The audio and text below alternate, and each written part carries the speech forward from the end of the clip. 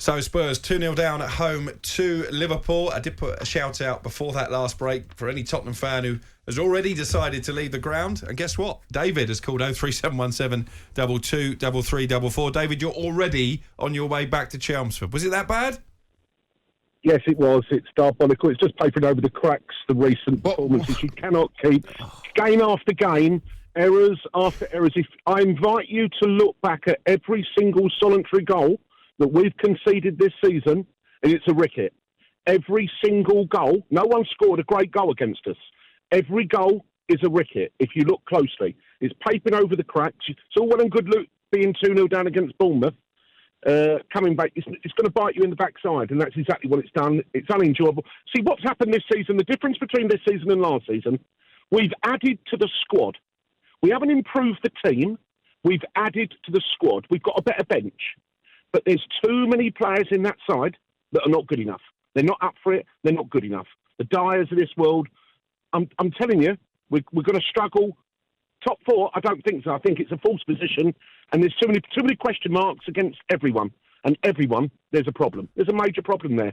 But, you know... I'll tell you what, David... Don't get it. Darren Ambrose was a bit emotional when that second goal went in. Now he looks furious. No, look, David, look, each their own if you want to leave at half-time. But I hope Spurs come back and win now, or at least get a draw, because that's not supporting the team. That's not supporting the team. He left at half-time. You're playing Liverpool. OK, you've got a few injuries. You've got to understand, I'd much prefer to miss the traffic than watch what I've been watching. It's very unenjoyable. It's meant to be entertainment. That's not entertainment. That's not what I paid for. And it's easy for Darren to say, isn't it? I'm more interested in getting home. I'm more excited in getting home and missing the traffic than watching that. And it's easy for Darren to say, you can leave 20 minutes before the end, Dave. Chauffeured into games. I never get chauffeured. In his ivory towers. Never get chauffeured. I drive myself. I called it before the game. This is a Liverpool side who are struggling, by the way. Anyone we've played against half decent this year, we get beat. And we're even 2-0 down against the likes of Bournemouth. There's question marks. How many players, if you look closely, look at Arsenal and look at our team. How many of our players get in their side? In your opinion? Go on. Well, Kane gets in there. OK, Kane does. Of course he does. Who else? Who else? Who would Arteta say, do you know what? We'd have him in place of him. No one else. Of course they wouldn't now. They're top of the league. Not one. Well, they're not going to take anyone. They're top of the league. They're playing well. They're playing great football. They're not going to take no one from Spurs.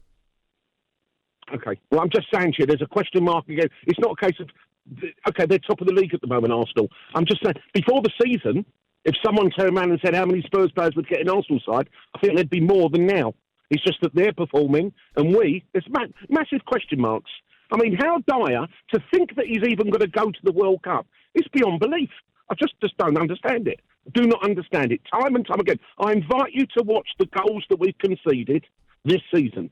Have a look at every goal. There's ricket. I turned around and I said to a mate of mine today, I said, I guarantee you that there'll be errors, and whether Liverpool take the chances or not, there'll be errors, and that's how they'll score. You do know errors are part of football, though. Like, it happens. If there was no errors, it's basically 0-0 most games.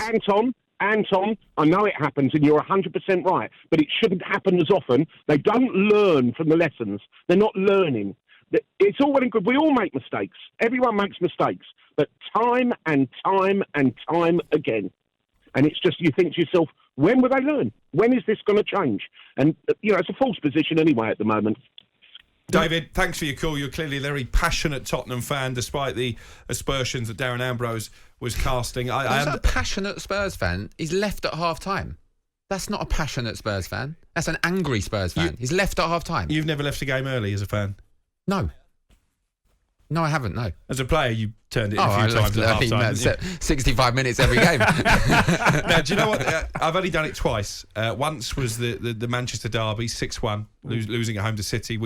United were 4-1 down when I left the ground. By the time I got to the pub on the corner, just opposite, it was 6. And I actually left a Champions League game last season.